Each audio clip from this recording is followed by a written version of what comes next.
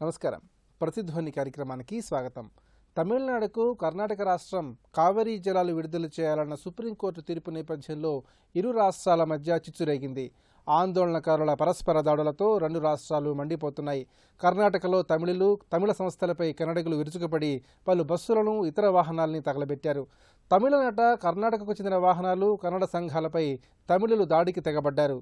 కేంద్ర హోంమంత్రి రాజ్నాథ్ సింగ్ ఇద్దరు ముఖ్యమంత్రులతో మాట్లాడి పరిస్థితిని అదుపులోకి తెస్తున్నారు. ఈ నేపథ్యంలో అసలు కావేరీ జల వివాదం ఏమిటి, కావేరీ ట్రైబ్యునల్ చేసిందేమిటి, సుప్రీంకోర్టు తీర్పులతో ఎందుకు ఇంత ఉద్రిక్త పరిస్థితులు ఏర్పడుతున్నాయి అనే అంశాలకు సంబంధించి ప్రతిధ్వని చర్చను చేపట్టింది. ఈ చర్చలో పాల్గొంటున్న ప్రముఖులు కె కృష్ణసాగరరావు గారు, భారతీయ జనతా పార్టీ అధికార ప్రతినిధి, రాజకీయ సామాజిక అంశాల విశ్లేషకులు పి వీరారెడ్డి గారు, హైకోర్టు సీనియర్ న్యాయవాది డాక్టర్ సత్యనారాయణరాజు గారు, విశ్రాంత చీఫ్ ఇంజనీర్, నీటిపారుదల రంగ నిపుణులు ఎంఎల్ నరసింహారెడ్డి గారు, సీనియర్ పాత్రికేయులు. దశాబ్దాల తరబడి రావణ కాష్టంలా రగులుతున్న కావేరీ జలజగడంపై ఇప్పుడు కథనం.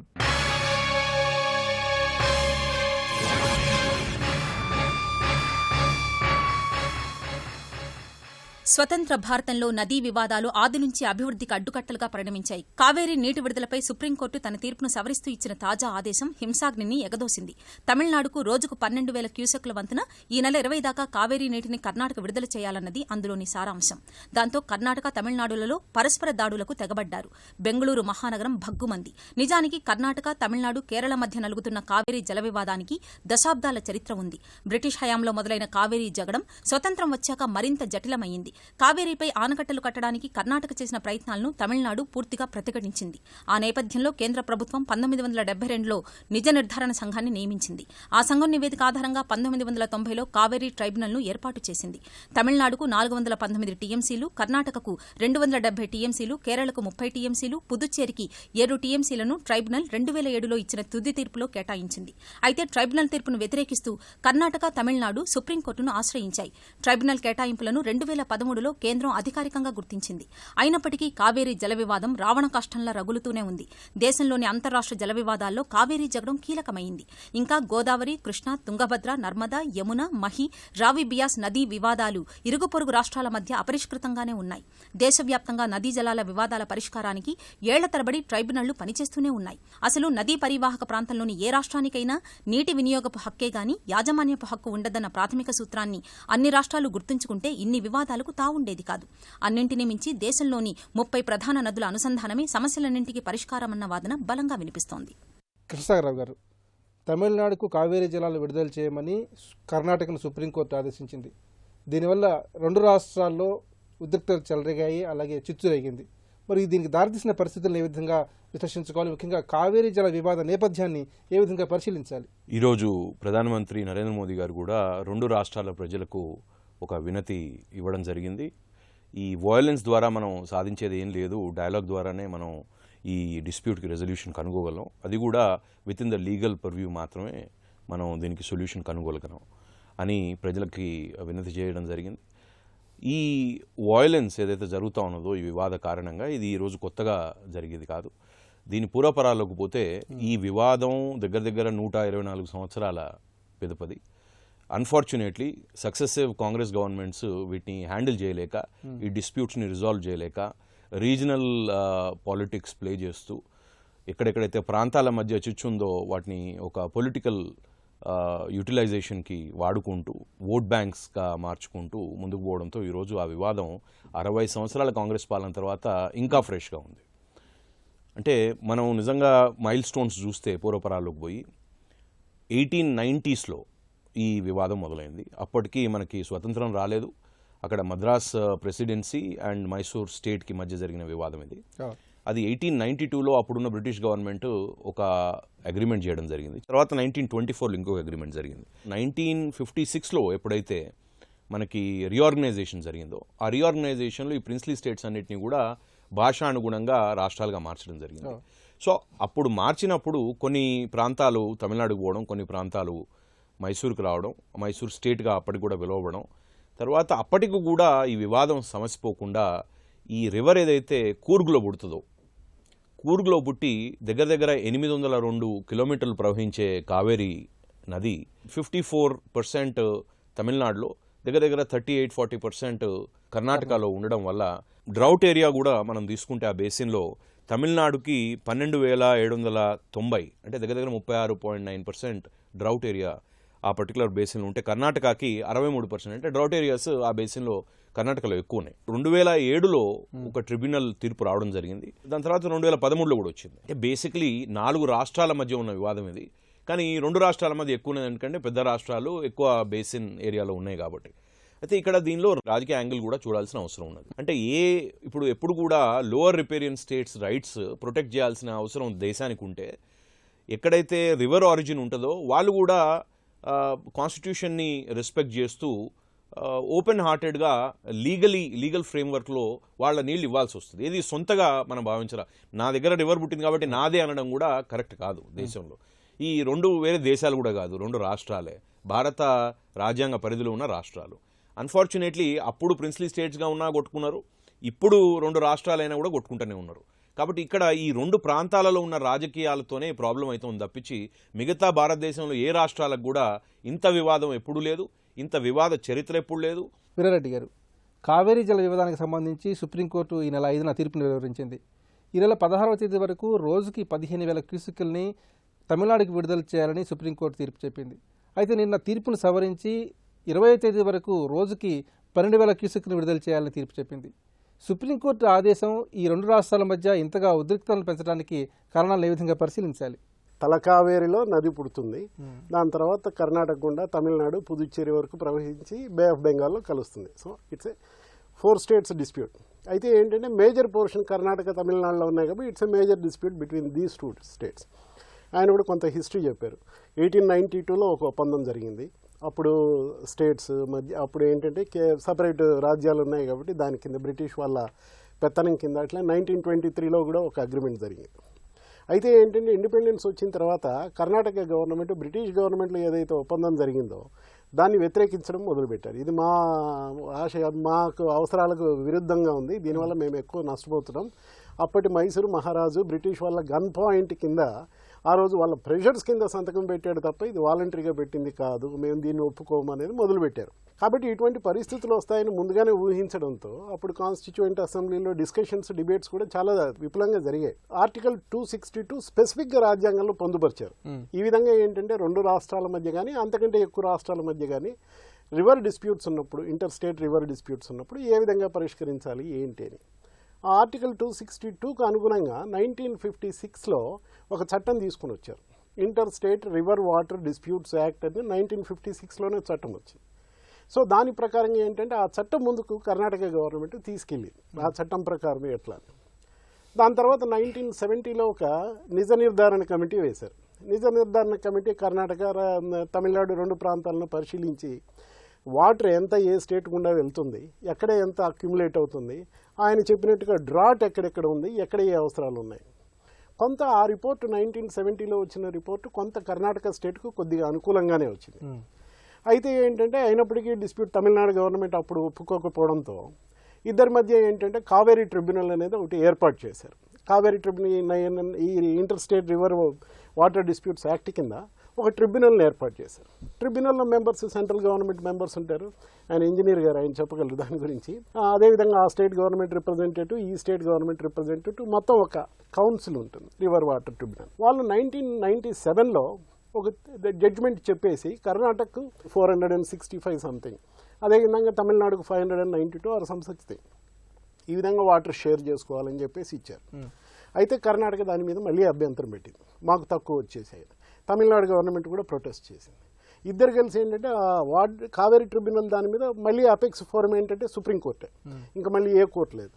కర్ణాటక గవర్నమెంట్ సుప్రీంకోర్టులో కేసు వేసింది, తమిళనాడు గవర్నమెంట్ సుప్రీంకోర్టులో కేసు వేసింది. కేసులేమో నడుస్తూనే ఉన్నాయి. ఈ మధ్యలో ఇంట్రీమ్ అరేంజ్మెంట్స్ ఏదైతే ఉన్నాయో ఇంట్రీమ్ అరేంజ్మెంట్స్ చేసుకోవాల్సి వస్తుంది.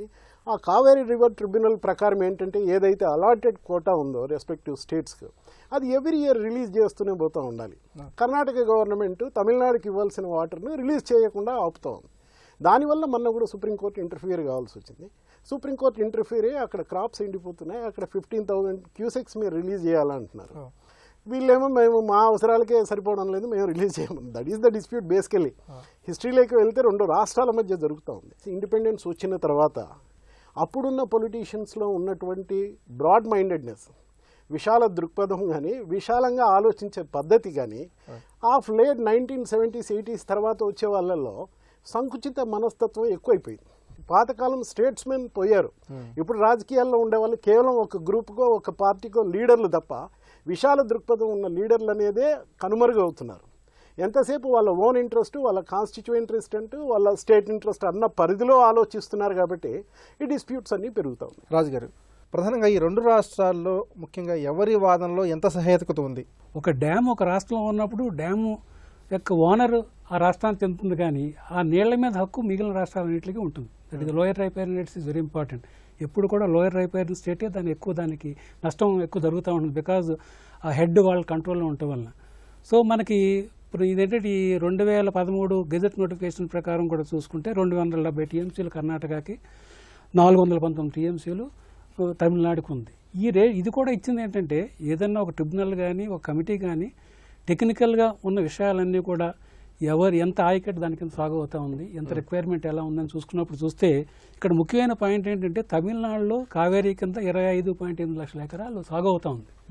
అదే కర్ణాటకలో 6.8 లక్షల ఎకరాలు సాగు అవుతా ఉంది. అంటే ప్రపోర్షనేట్గా చూసి ట్రిబ్యునల్స్ కూడా ప్రపోర్షనేట్ చూసుకుని చేస్తూ ఉంటారు. సో ఆ విధంగా ట్రిబ్యునల్ అవార్డు డిస్ప్యూట్లో ఉంది కాబట్టి సుప్రీంకోర్టు ఇంటర్ఫిరెన్స్ ఇద్దరు కూడా సుప్రీంకోర్టులో ఇష్యూ పెండింగ్ ఉంది కాబట్టి సుప్రీంకోర్టు కూడా ఒక పర్యవేక్షక కమిటీని వేసింది. ఆ పర్యవేక్షక కమిటీ ఏంటంటే మన minister of water resource secretary ఆయన శశిశేఖర్ గారు పర్యవేక్షణలో వేసి దాంట్లో 2 రాష్ట్రాల ప్రతినిధులు, టెక్నికల్ పీపుల్, ఇంజనీర్స్ కూడా పెట్టుకుని వాళ్ళు ఇచ్చిన డైరెక్షన్స్ ప్రకారం సుప్రీంకోర్టు జడ్జిమెంట్ ఇస్తూ ఉంది. సో ఆ విధంగా మనకి లాస్ట్ టైం మనకి ఇచ్చిన జడ్జిమెంట్లో కూడా వాళ్ళకి సుప్రీంకోర్టు కూడా క్లారిటీ ఇచ్చింది. వాదనలు విన్నప్పుడు కూడా కర్ణాటక కూడా 0.86 టీఎంసీ ఇస్తానికి అంగీకరించింది, రోజుకు 10,000 క్యూసెక్లు ఇమ్మని చెప్పి వాదనలు వినిపించారు. సో ఆ వాదనలు బేస్ చేసుకునే మేము ఈ జడ్జిమెంట్ ఇచ్చాం. అది కాకుండా 2 రాష్ట్రాలు ఏమన్నారంటే తమిళనాడు 20,000 క్యూసెక్లు కావాలన్నారు, కర్ణాటక 10,000 క్యూసెక్లు ఇస్తున్నారు. అంచేత ఓయామీడిగా 15,000 క్యూసెక్లు ఇమ్మని చెప్పి ఆర్డర్స్ ఇచ్చాం మేము. సో దట్ ఈజ్ అంచేత ఆ విధంగా order ఇచ్చామన్నారు.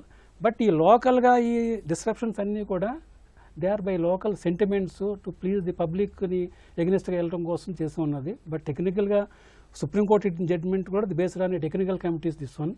But supreme court is wide open. నేను కూడా ఎమర్జెన్సీ పిటిషన్ చేసినప్పుడు కూడా రివ్యూ చేసినప్పుడు ఏమన్నారంటే ఇన్ స్టాప్ 15,000 క్యూసెక్లు బదులు 12,000 క్యూసెక్లు 20వ తారీఖు వరకు ఇమ్మన్నారు. తర్వాత అడ్వాన్స్ యాక్షన్ ఇంకోటి ఏంటంటే ఆల్రెడీ నిన్న 12వ తారీఖున పర్యవేక్షక కమిటీ కూర్చుని 20 తర్వాత ఏం చేయాలని కూడా వాళ్ళు డిస్కస్ చేసుకున్నారన్నమాట. So from time to time పర్యవేక్షక కమిటీలో ఉన్న సాంకేతిక నిపుణులందరూ కూడా ఎంత నీరు ఇవ్వాలి, ఏ టైంకి ఇవ్వాలనేది కూడా చేస్తూ ఉన్నారు. కాబట్టి ఇప్పుడు మనకి అవార్డు ఇంప్లిమెంటేషన్ లేదు కాబట్టి పర్యవేక్షక కమిటీ ఇచ్చిన సూచనలను సుప్రీంకోర్టు పాటించడం అన్నది కరెక్ట్. నరసింహారెడ్డి గారు, అసలు కావేరీ ట్రిబ్యునల్ ఏం చెప్పింది? ప్రస్తుత పరిస్థితిని క్షుణ్ణంగా కూలంకషంగా ఏ విధంగా సమీక్ష చేసుకోవాలి? 1991లో ట్రిబ్యునల్ ఏర్పాటైంది. 2013లో గెజెట్ నోటిఫికేషన్ వచ్చింది. బహుశా ఇంత లాంగ్ స్టాండింగ్ ఏ ట్రిబ్యునల్ కూడా జరగలేదు. దీంట్లో ఏంటంటే మొత్తం అన్ని ఏ బేసిన్ పైన సరే మనం 70% డిపెండబిలిటీ కింద వాటర్ అలొకేట్ చేస్తుంది ట్రిబ్యునల్. అంటే ఒక 4 సంవత్సరాల్లో 3 సంవత్సరాల పాటు ఈ నిర్ణయించిన నీళ్లు వస్తాయి. 1 సంవత్సరం అంతకంటే తక్కువ రావచ్చు. ఆ తక్కువ వచ్చినప్పుడు ఎవరికి ఎన్ని వస్తాయనేది కూడా ట్రిబ్యునల్ చెప్తా ఉంది. అయితే కావేరీలో మాత్రం 50% డిపెండబిలిటీ కింద వాటర్ అలొకేషన్ జరిగింది. అంటే 4 ఏళ్లలో 2 సంవత్సరాలు మాత్రమే అనుకున్న మేరకు నీళ్లు వస్తాయి. దాంట్లో ఎన్ని మనకు ఒక 740 టీఎంసీలు ఉన్నాయని చెప్పి ట్రిబ్యునల్ 50% నీటి లభ్యత కింద టేకప్ చేసినారు. దాంట్లో 419 టీఎంసీ తమిళనాడు, 270 కర్ణాటక, 30 కేరళ, ఒక 7 పాండిచ్చేరి, ఒక 14 టీఎంసీలు ఎన్విరాన్మెంటల్ ఫ్లోస్ కింద వదిలిపెట్టినారు. అయితే ఈ సంవత్సరమే కాకుండా 2012లో ఇట్లే గొడవైంది, లేకపోతే అంతకుముందు కూడా కాదు. గొడవైనప్పుడల్లా ప్రధానమైన కారణం ఏంటంటే ఇయర్ సౌత్లో పర్టికులర్గా తమిళనాడులో కానీ లేకపోతే కర్ణాటకలో కానీ రెయిన్ఫాల్ డెఫిసిట్ చాలా ఎక్కువ ఉంది. కర్ణాటకలో ఉన్నటువంటి ప్రధానమైనటువంటి కృష్ణరాజసాగర్ డ్యామ్ కానీ హేమావతి కానీ అన్నింటిలో కూడా 50% కూడా స్టోరేజ్ లేదు ఈరోజు. అట్లనే తమిళనాడులో కూడా ఉన్న ఏ రిజర్వాయర్లో కూడా 50% స్టోరేజ్ కూడా లేదు. 2 రాష్ట్రాల్లో కూడా వర్షపాతం తక్కువగా ఉండడం, రిజర్వాయర్లలో నీటి నిల్వ తక్కువగా ఉండడం, అదే సందర్భంలో క్రాపింగ్ ప్యాటర్న్ కూడా మారిపోయింది. ఏదైతే ట్రిబ్యునల్ తీర్పు చెప్పినప్పుడు పంటలు ఉన్నాయో అవేమైనా ఎక్కువ పంటలు ఇప్పుడు వరి, లేకపోతే చెరకు, లేకపోతే ఏడాది పొడవునా నీళ్ళు అవసరమైన పంటలు, ఇట్లా వాటికి ముందు వేసిన అంచనాకు ఇప్పుడు అవసరాలు చాలా మారిపోయినాయి. అందుకని రెండు రాష్ట్రాలు కూడా ఇప్పుడు ఎందుకంటే కర్ణాటక ఉంది, బెంగళూరుకి అవసరమైన 30 టీఎంసీల నీళ్లు కావేరి నుంచే తేవాలి తాగడానికి. ఇంతకుముందు అది లేదు. సో ఇట్లా పెరుగుతున్నాయి కాబట్టి ఎవరికి వాళ్ళు ఒక పక్క నీటి లభ్యత తక్కువగా ఉంది, రెండో పక్క నీటి డిమాండ్ పెరుగుతుంది. ఈ పొలిటికల్గా కూడా ఇదేంటంటే కావేరీ రివర్ అథారిటీ ఉంది, ప్రైమ్ మినిస్టర్ చైర్మన్, రెండు రాష్ట్రాల ముఖ్యమంత్రులు దీంట్లో మెంబర్స్. అట్లనే కేంద్ర జలవనరుల శాఖ కార్యదర్శితో ఒక మానిటరింగ్ కమిటీ ఉంది. మామూలు ఖరీఫ్లో ఏంటంటే July, August, September crucial times. ఈ తమిళనాడుకున్న 419 టీఎంసీలు కూడా ఈ కర్ణాటక నుంచి ఎలా వస్తుంది 190 టీఎంసీలు మాత్రమే. మిగిలినవి కింద తమిళనాడులోనే వస్తాయి. 190 టీఎంసీలు జూన్ నుంచి మళ్ళీ వచ్చే మే వరకు వాటర్ ఇయర్లో ఏ నెల ఎంతెంత వాటర్ రిలీజ్ చేయాలో కూడా ట్రిబ్యునల్ చెప్పింది. మెయిన్గా ఏంటంటే ఆగస్టులో ఒక 50 టీఎంసీలు, సెప్టెంబర్లో 40 టీఎంసీలు, అట్లనే జూలైలో ఒక 34 టీఎంసీలు. మొత్తం నీటిలో ఈ 3 నెలలే క్రూషియల్గా కర్ణాటక తమిళనాడుకి ఇవ్వాల్సి ఉంటుంది. ఈ 3 నెలల్లోనే కర్ణాటకలో కూడా షార్టేజీ ఎక్కువగా ఉంది. సో దీనివల్ల వివాదం వచ్చింది. కృష్ణసాగర్ గారు, ఈ రెండు రాష్ట్రాల్లో శాంతి భద్రతలు నెలకొల్పడానికి కేంద్ర ప్రభుత్వం ఉన్నటువంటి తక్షణ కర్తవ్యాలు ఏంటి? తక్షణ కర్తవ్యం జాతీయతను గుర్తు చేయడం. అంటే మన ప్రథమ గుర్తింపు భారతీయత, దాని తర్వాతనే ఆ ప్రాంత గుర్తింపు మనకు వస్తుంది. కానీ ఎందుకో మొత్తానికి, అంటే ఎందుకో అన్నది అందరికీ తెలిసిన విషయమే, రాజకీయ లబ్ధి కోసం, అవకాశవాద రాజకీయాలు చేయడం కోసం కొన్ని పార్టీలు, స్పెషల్గా కాంగ్రెస్ లాంటి పార్టీ సంవత్సరాలుగా, దశాబ్దాలుగా ఈ వివాదాన్ని పెంచి పోషిస్తూ వచ్చింది. లేకపోతే ఇదంతా సాంకేతికంగా జరిగే రెజల్యూషన్, దీనిలో ఏమాత్రం రాజకీయం అవసరం లేదు. అందుకనే ఇతర రాష్ట్రాల నదీ వివాదాల పరిష్కారం ఎట్లా జరిగిందంటే అక్కడ రెండు పార్టీలు, ఒక జాతీయ పార్టీ ఉండడమో, లేకపోతే రెండు పార్టీలకి అక్కడ ఉన్న ప్రాంతీయ పార్టీలకి కొంచెం సయోధ్య ఉండడమో, ఒక టేబుల్ మీద కూర్చొని రిజాల్వ్ చేసుకోగలగడమో, దీంతో నడిచింది. కాంగ్రెస్కి అట్లాంటి అవకాశాలు ఎన్నో వచ్చినాయి ఈ 6 దశాబ్దాలలో. మీరు కామరాజ్ గారి నుంచి తీసుకుంటే, మీరు మూపనార్ గారి దగ్గర తీసుకుంటే, ఇక్కడ రామకృష్ణ హెగ్డే గారి దగ్గర నుంచి తీసుకుంటే, మొన్నటి దాకా అంటే ఇప్పుడు కూడా వాళ్ళ కాంగ్రెస్ పార్టీ నడుస్తూ ఉన్నది అక్కడ రాష్ట్ర ప్రభుత్వం తీసుకుంటే, వాళ్ళకి చాలా ఆపర్చునిటీస్ ఉన్నాయి. రెండు పార్టీలు కూడా వాళ్ళకి ఒక టేబుల్ మీద కూర్చోబెట్టి రిజాల్వ్ చేయగలుగుతుంటారు. కానీ ఎప్పుడైతే ఒక సదర్న్ రీజియన్లో వాళ్ళ పట్టు కోల్పోతా ఉన్నారో, తమిళనాడులో స్పెషల్గా వాళ్ళు పట్టు కోల్పోయారో, అప్పటి నుంచి ఈ వివాదాన్ని ఎట్లే పెంచి పోషిద్దాం, రాజకీయంగా ఉపయోగించుకుందాం అనే పద్ధతిలో కాంగ్రెస్ పార్టీ పోతున్నట్టు క్లియర్గా కనబడుతూ ఉంది. కాబట్టే ఈరోజు ట్రిగర్ ఒత్తినట్టు అక్కడ సుప్రీంకోర్టు ఆర్డర్ రాగానే ఇక్కడ బస్సులుగా తగలబడడం మొదలవుతాయి. అక్కడ మీరు ఎవరిని చూసినా కూడా అక్కడ తగలబెట్టే వాళ్ళకి ఎవరు కూడా రైతుల్లాగా కనబడరు, అంతా హూలిగన్స్, హూడ్లమ్స్.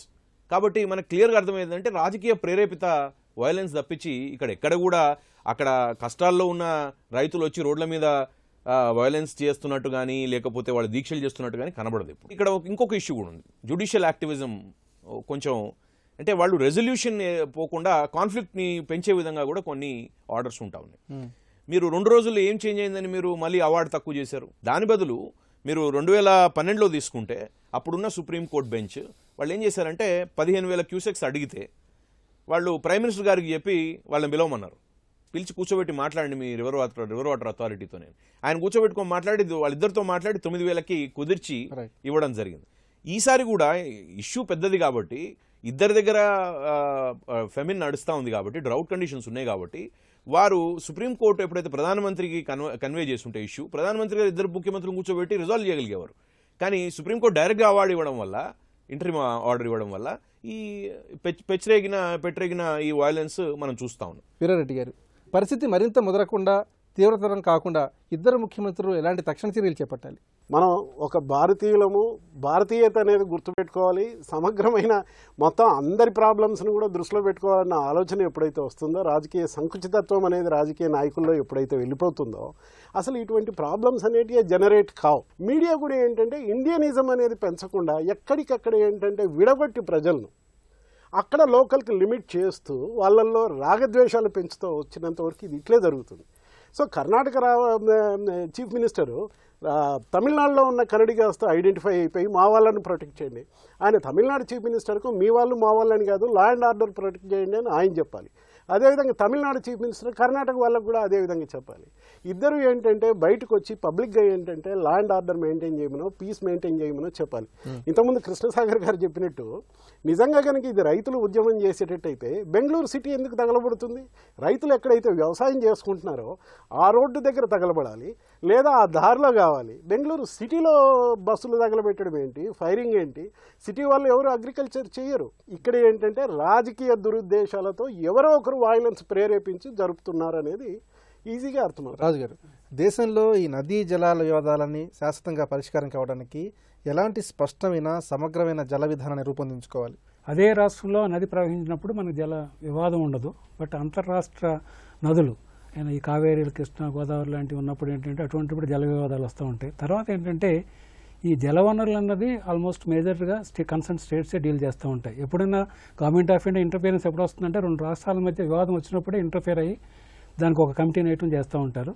బట్ ఈ ఇంటర్ స్టేట్ రివర్స్ ఏంటంటే ఒక బోర్డు, జస్ట్ లైక్ మనకి కావేరీ రివర్ బోర్డు అని ఏర్పాటు చేసుకుని దానికి మినిస్టర్ ఆఫ్ వాటర్ రిసోర్సెస్లో ఒక సుపీరియర్ అఫీషియల్, టెక్నికల్ అఫీషియల్ని చైర్మన్గా పెట్టి రెండు రాష్ట్రాలకు సంబంధించిన ఇంజనీర్లు కూడా దాంట్లో పెట్టినప్పుడు ఇటువంటి క్రైసిస్ టైంలో కూడా మనకి ఏ విధంగా చేయాలన్నది అది ఒక టెక్నికల్ సొల్యూషన్. ఎలాగ అప్పుడు సాల్వ్ కానప్పుడు పొలిటికల్ సినారియోలో ఎపెక్స్ కమిటీ అని చెప్పి మినిస్టర్ ఆఫ్ వాటర్ రిసోర్సెస్ ఆధ్వర్యంలో ఇద్దరు చీఫ్ మినిస్టర్లో పరిష్కారం చేయడం ఒకటి. తర్వాత ఏంటంటే మనకి హిస్టరీ ఏం చెబుతుందంటే ప్రతి 3 సంవత్సరాల కానీ 4 సంవత్సరాల సైకిల్లో ఒకసారి దుర్భిక్షం వస్తూ ఉంటుంది, డ్రౌట్ వస్తూ ఉంటుంది. సో మనం ఇంతవరకు ఉన్న ట్రిబ్యునల్స్లో కానీ నేటిలో కూడా ఇటువంటి దుర్భిక్ష పరిస్థితుల్లో వాటర్ షేరింగ్ ఎలా అన్నది స్పెసిఫిక్ ప్రొవిజన్ లేదు. జనరల్గా జూలై, ఆగస్టులో వర్షాలు వస్తాయి. ఆగస్టు ఎండింగ్ వరకు చూసిన తర్వాత ఇంక వర్షాలు రానప్పుడు దానికి డిస్ట్రెస్ కండిషన్. ఆ టైంలో ఉన్న నిల్వని మనకి తాగునీరు అన్నప్పుడు అందరూ సమానే కాబట్టి దాంట్లో పెద్ద ప్రపోర్షనేట్ పాపులేషన్ ప్రకారం చేయొచ్చు. అది పోగా మిగిలిన దాన్ని ఏ రాష్ట్రం ఎంత షేర్ చేసుకోవాలన్నది డిస్ట్రెస్ షేర్ కింద మనం తీసుకుంటే ఇది పరిష్కారం అవడానికి అవకాశం ఉంది. నరసింహారెడ్డి గారు, ఈ నదుల అనుసంధానం అనేది ఈ సమస్యకి ఎంతవరకు శాశ్వత పరిష్కారాన్ని చూపించే అవకాశం ఉంది? నదుల అనుసంధానంలో కూడా ఏ రాష్ట్రం ఆ రాష్ట్రం, మాకు పై రాష్ట్రం నుంచి నీళ్లు రావాలి కానీ మా రాష్ట్రం నుంచి మాత్రం పక్కకు తీసుకుపోకూడదు. అందుకని ఏం చెప్తున్నాయంటే మా రాష్ట్రంలో నీళ్ళు లేవు, మీరు పైనుంచి వస్తే మేము తీసుకెళ్తాం. ఇప్పుడు మనకు గోదావరి, కృష్ణ, పెన్నా నుంచి ఇంకొక లింక్ తమిళనాడు నుంచి కేరళకు లింకులు ఉన్నాయి. కానీ ఒరిస్సా ఏమంటుంది, మా రాష్ట్రంలో నీళ్ళు లేవు, సో మేము మా దగ్గర సర్ప్లస్ ఉంటే పైనుంచి వస్తే మీకు ఇస్తాము. అట్లే ఉమ్మడి ఆంధ్రప్రదేశ్ కానీ ఇప్పుడు తెలంగాణ కానీ రెండు కూడా ఏమంటున్నాయంటే మా దగ్గర కూడా నీళ్ళు లేవు, మీరు పైనుంచి మహానది నుంచి తీసుకొస్తే మేము గోదావరికి తీసుకొస్తే గోదావరి నుంచి కృష్ణాకి ఇస్తాం. కృష్ణాలు ఎటు లేవు కాబట్టి ఇట్లా మామూలుగా ఏంటంటే ఇది అంత సులభంగా నదుల అనుసంధానం ఇప్పుడిప్పుడే జరిగే ప్రక్రియ దాని కాదు. అయితే ముందేంటంటే ఆయా రాష్ట్రాలు ఆ రాష్ట్ర అవసరాలకు తగ్గట్టుగా ఆ రాష్ట్రంలో ఉన్న నీటి వనరులు ఎంత మేరకు ఉన్నాయి అనేదానికి తగ్గట్టుగా కొన్ని ప్రణాళికలు రూపొందించుకొని దాంట్లో కొంత రెయిన్ వాటర్ వచ్చినప్పుడు దాన్ని హార్వెస్ట్ చేసుకోవటం, లేదు మిగిలిన టైంలో ఏ పంటలు అయితే మామూలుగా మొత్తం ప్యాడీ వెళ్లకుండా కొంత ఆరుతడి పంటలు వేసుకొని వాటర్ను సేవ్ చేసుకోవటం, ఇటువంటి కొన్ని టెక్నిక్స్ ఎక్కడికక్కడ లోకల్గా కానీ ఏ రాష్ట్రం ఆ రాష్ట్రం కానీ ప్లాన్ చేసుకోకపోతే ఈ కాన్ఫ్లిక్ట్స్ పెరుగుతూ ఉంటాయి. ఇప్పుడు ఈవెన్ కావేరీలో కూడా ఆ ట్రిబ్యునల్ తీర్పులోనే డిస్ట్రెస్ వచ్చినప్పుడు ఏం చేయాలనేది కూడా వాళ్ళు చెప్పారు. మామూలుగా ఏంటంటే మనకు 50% లభ్యత ప్రకారం 740 టీఎంసీలు వస్తాయి. 740 కంటే తక్కువ వస్తే ఏం చేయాలి? ఆ తక్కువ వచ్చినప్పుడు కూడా కర్ణాటక నుంచి 190 టీఎంసీలు కిందికి వెళ్ళాలి కాబట్టి దాంట్లో ఎంతైతే తక్కువ వస్తాయో ఆ మేరకు తగ్గించుకోవాలి. మరి కర్ణాటక నుంచి వచ్చే నీళ్లు తగ్గిస్తావు, మరి తమిళనాడులో వర్షం లేదు కదా, మరి అక్కడెక్కడ నీళ్ళు ఎందుకు తగ్గిస్తావు? అసలు సమస్య కంటే భావోద్వేగాలే సమస్యను మరింత సంక్లిష్టం చేస్తున్న ప్రస్తుత పరిస్థితుల్లో సమగ్రమైన జల విధానం అవసరమని నిపుణులు అంటున్నారు. నదుల అనుసంధానం కూడా మరో పరిష్కార మార్గంగా చెబుతున్నారు. ఇది నేటి ప్రతిధ్వని. నమస్కారం.